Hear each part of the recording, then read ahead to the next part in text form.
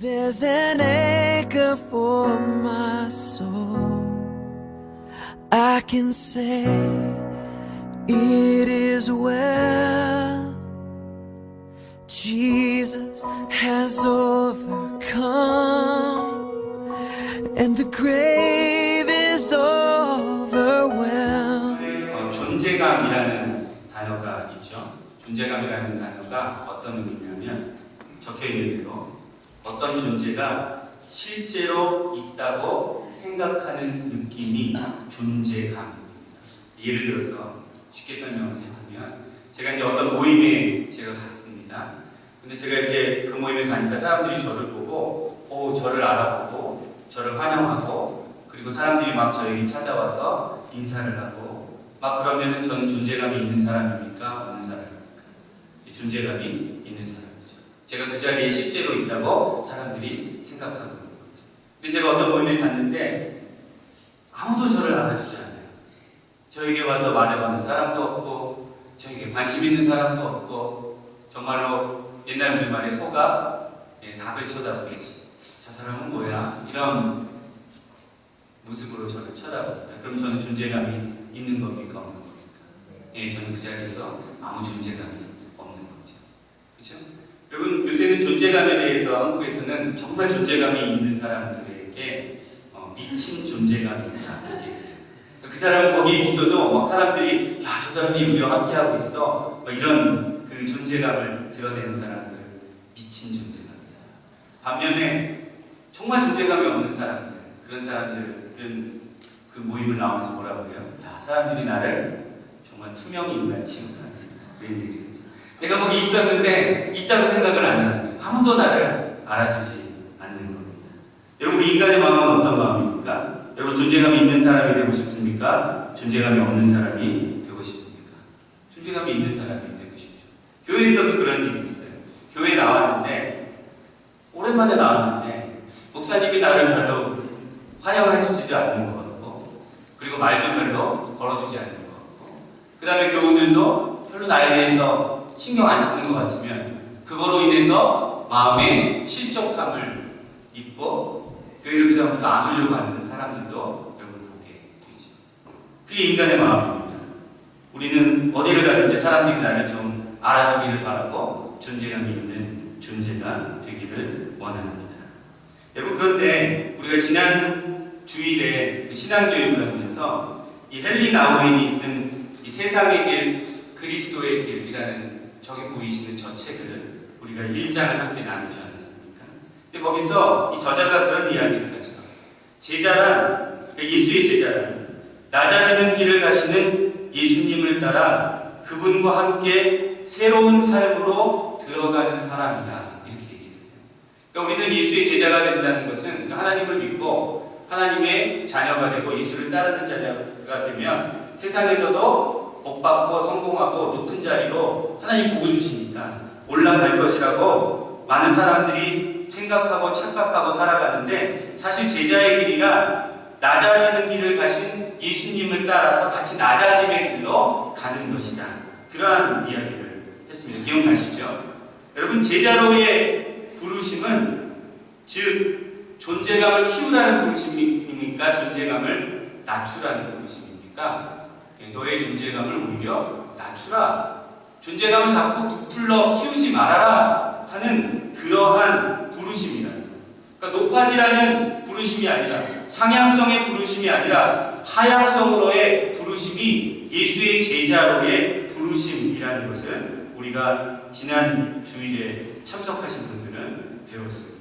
그런데 여러분 사단은 우리에게 뭐라고 자꾸 속삭이죠? 우리를 어떻게 충동합니까? 자꾸 높아지는 길로 가라고 충동을 하죠. 그렇죠? 높아지는 길로 가라고 너의 존재감을 자꾸 키우라고 사람들이 너를 알아주게 하라고 그렇게 우리를 자꾸 충동하는 존재입니다. 그래서 이 책에 보면은 오늘 배울 건데 사단이 우리를 그렇게 시험을 하는 세 가지 시험을 언급을 하는데 그 중에 한 가지 시험이 어떤 시험이냐면 이목 집중의 시험입니다. 여기 이제 나오거든요. 이목 집중의 시험. 그것은 어떤 시험이냐면 사람들의 이목을, 사람들의 관심을 끌기 위해서 무언가 그럴듯한 것을 하라는 사단의 시험이 있다는 거예요. 그렇죠? 사람들이 너가 관심을 끌어야 돼. 너의 존재감을 키우기 위해서 사람들이 알아주는 무엇인가를 네가 해야 돼. 라는 사단의 충동질이 우리에게 있다는 겁니다. 여러분 마태복음 4장에 보면 예수님께서 성령에 이끌려서 마귀에게 광야에서 시험을 당하시잖아요. 그 말씀이 기록되어 있는데 사단이 예수님을 시험한 두 번째 시험이 무엇입니까? 예수님을 거룩한 성으로 데려가서 지금 그림에 보는 것처럼 성전 꼭대기에 예수님을 세운 뒤에 이렇게 이야기하죠. 네가 만일 하나님의 아들이거든 뛰어내리라.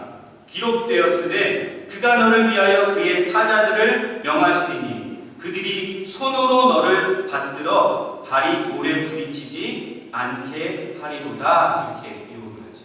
뭐라는 거예요? 야, 네가 진짜 하나님의 아들이라면 뭔가 보여줘. 네가 너라는 존재가 진정으로 하나님의 아들이라는 것을 한번 세상에 보여줘. 하나님께서도 말씀하지 않았냐? 너가 뛰어내릴 때 하나님의 천사들을 보내주셔서 너의 발이 돌에 부딪히지 않게 할 것이라고 그렇게 말씀하지 않았냐? 한번 보여줘. 그럴듯한 일을 한번 해서 사람들의 이목을 한번 끌어봐. 이런 시험을 하게 되죠. 여러분, 예수님을 시험하였던 이 사단은 동일한 시험을 우리들에게도 날마다 하고 있습니다. 그래서 그 유혹에, 그 거짓에 우리가 속아 넘어갈 경우에 많은 사람들이 어떻게 살아갑니까?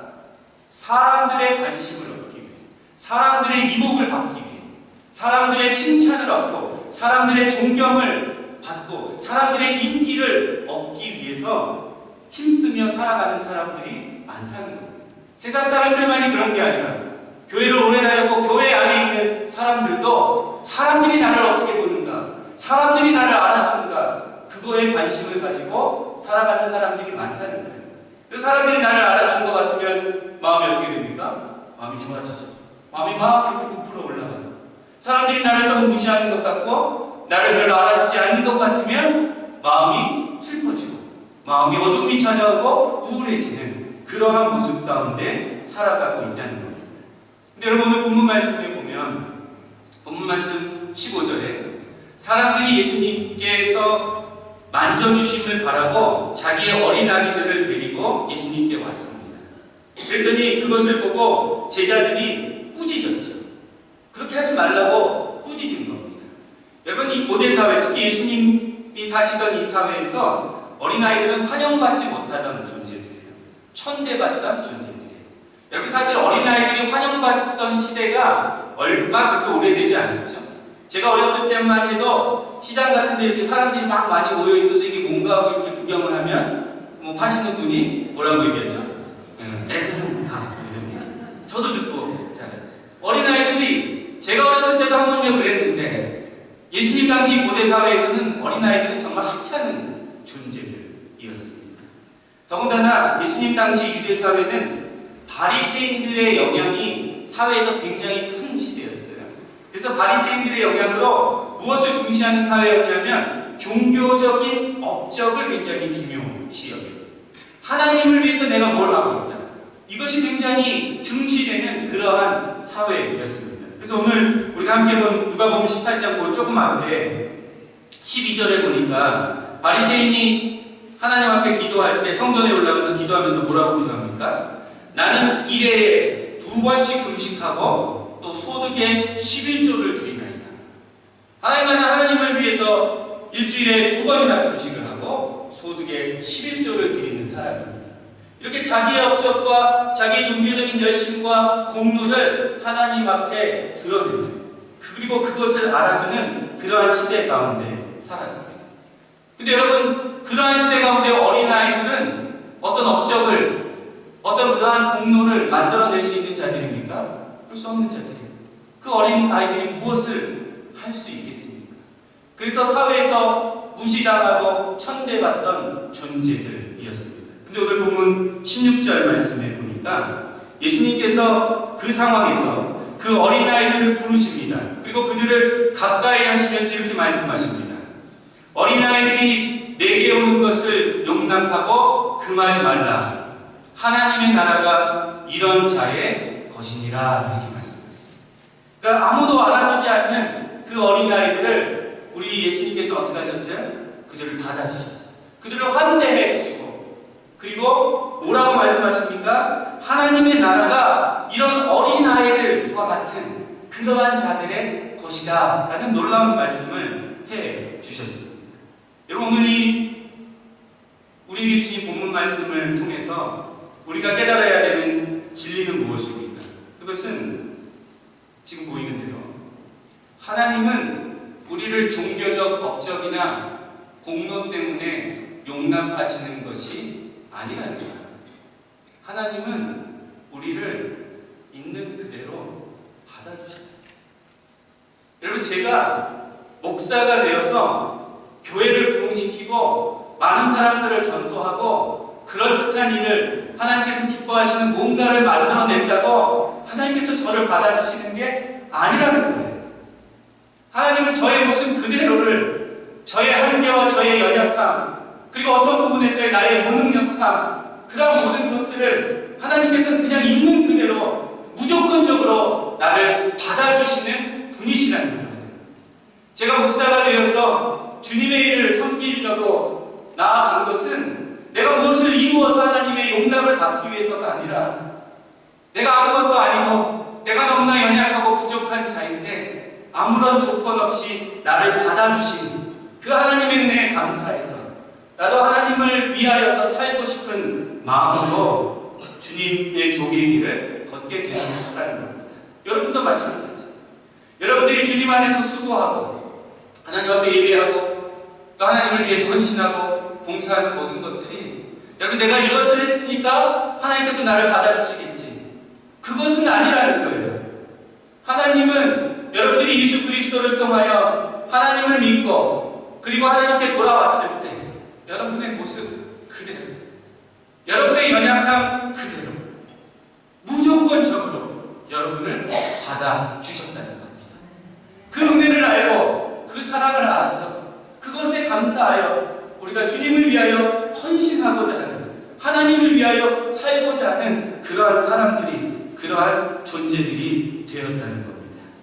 그래서 여러분, 이런 하나님의 무조건적이고 완전한 사랑 앞에서 우리에게 요구되는 것은 단 한 가지입니다.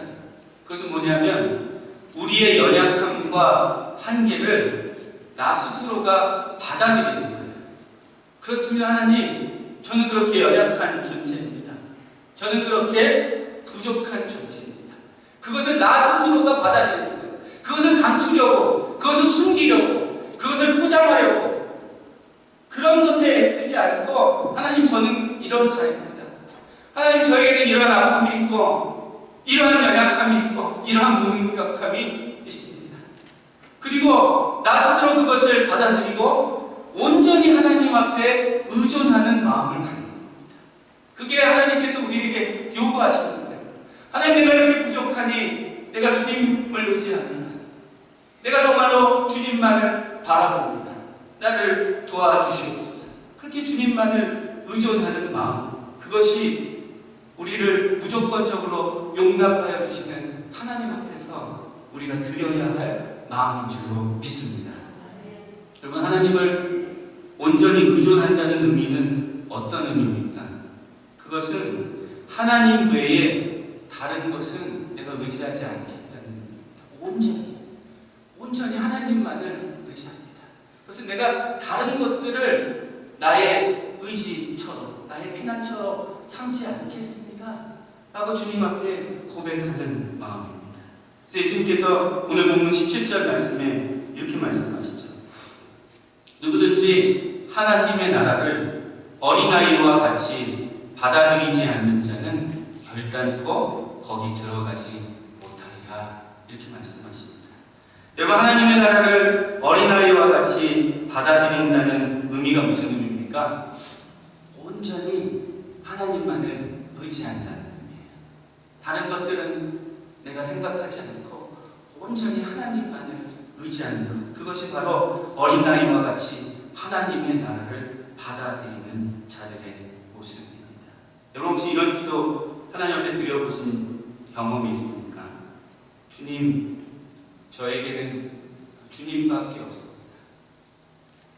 주님, 저에게는 주님밖에 없습니다. 그런 기도를 여러분 드려본 경험이 있습니까? 여러분 누가 그런 기도를 드릴 수 있습니까? 나의 연약함, 나의 한계, 나의 무능력을 알고 그리고 나의 전 존재를 하나님 앞에 의지하는 오직 하나님께만 나의 소망과 그리고 나의 모든 것을 두는 그러한 사람만이 주님, 저에게는 주님밖에 없습니다. 그런 기도를, 그런 고백을 드릴 수 있다는 겁니다. 그게 어린아이의 마음, 어린아이같이 하나님의 나라를 받아들이는 자들의 마음입니다. 한국에 가면 안산에 안산제일교회라고 있고 거기 교회에 고훈 목사님이라는 분이 계십니다. 제가 예전에 이분의 간증을 들었는데 이분이 몸이 굉장히 약하셔서 병으로 많은 고통을 당하셨습니다. 근데 목회를 하다가 병을 얻었는데 암이었어요. 암인데 병원에 가서 진단을 받으니까 이게 위암이 이제 그 전이가 돼서 췌장암, 십이지장암, 임파선암 모든 암이 온몸에 막 거미줄처럼 다 퍼져버렸다. 그래서 의사가 당신은 의학적으로 생존 가능성이 0%입니다. 이런 이야기를 선고를 받았다. 그리고 그 이야기를 듣고 이제 집에 와서 이제 성도들과 함께 기도를 하는데 이분의 고백에서 그 기도가 나왔다는 거예요. 주님, 이제는 정말 제게 주님밖에 없습니다. 이제는 정말 제게 주님밖에 없습니다. 그전에도 그런 기도를 드려본 것 같기는 한데 그때는 그것이 온전한 100%의 마음이 아니었던 것 같은데 이제는 그러한 상황이 되니까 주님 앞에 정말로 주님, 이제는 주님밖에 없습니다 라고 기도할 수 있었다는 겁니다. 여러분 우리도 마찬가지입니다. 우리가 붙잡고 있는 세상의 것들이 사실은 우리가 의지할 수 있는 것이 못 된다는 것을 우리가 진짜 깨닫게 될 때 우리는 우리 하나님께 우리의 전 존재를 의존하는 자들이 됩니다.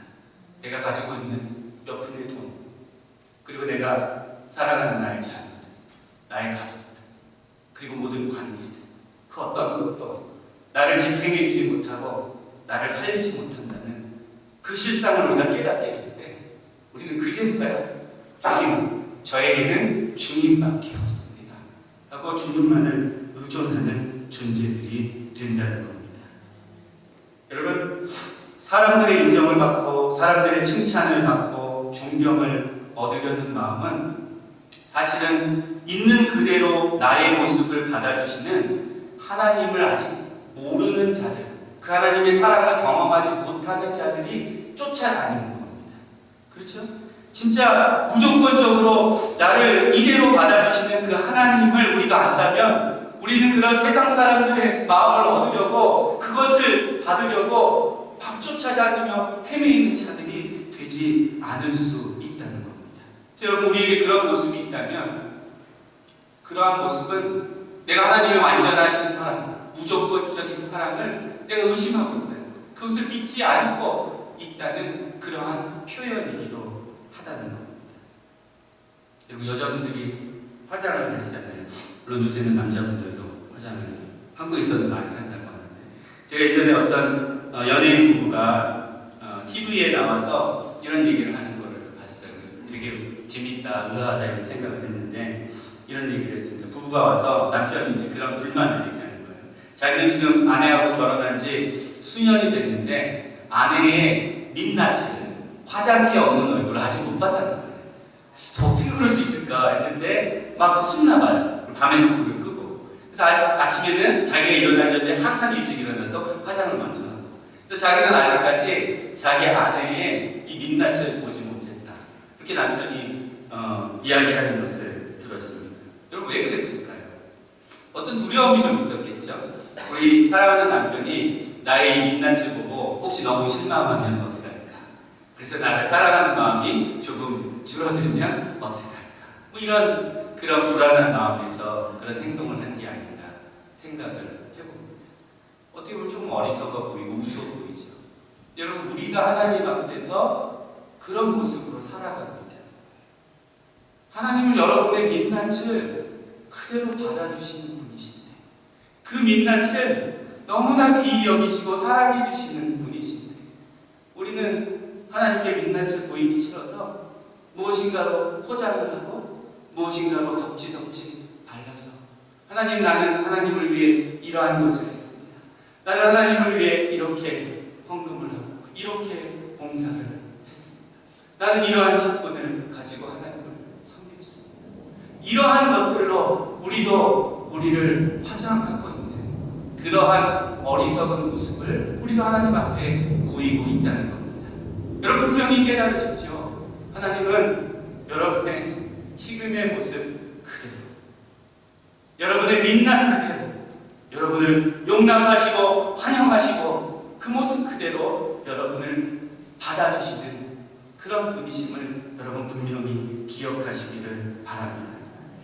그래서 여러분, 그 하나님의 무조건적이고 그저 받아주시는 그 하나님의 사랑을 여러분 온전히 깨달아서 더 이상 세상 가운데 혹은 교회 안에서조차 사람들의 이목과 사람들의 마음과 칭찬과 존경을 받으려고 허망한 것들로 애쓰지 말고 정말로 낮아지는 그 길을 걸어가신 우리 주님을 쫓아서 나의 존재감을 오히려 낮추고 주님의 그 하향성을 향한, 낮아짐을 향한 그 길로 담대하게 기쁨을 가지고 걸어갈 수 있는 저 우리 성도님들이 되시기를 주의 이름으로 간절히 축원합니다. 같이 한번 기도하기를 원합니다. 여러분, 오늘 선포된 하나님의 말씀을 한번 묵상해 보시기 바랍니다. 그러면서 하나님께서 나에게 무엇을 말씀해 주고 원하시는지 여러분 한번 그 말씀을, 그 음성을 들어보시고, 그리고 하나님께서 나에게 감동을 주시는 대로 또 기도로 함께 응답할 수 있는 그런 시간을 갖기를 원합니다. 우리 함께 한 2, 3분 정도 하나님 앞에 함께 기도드리겠습니다.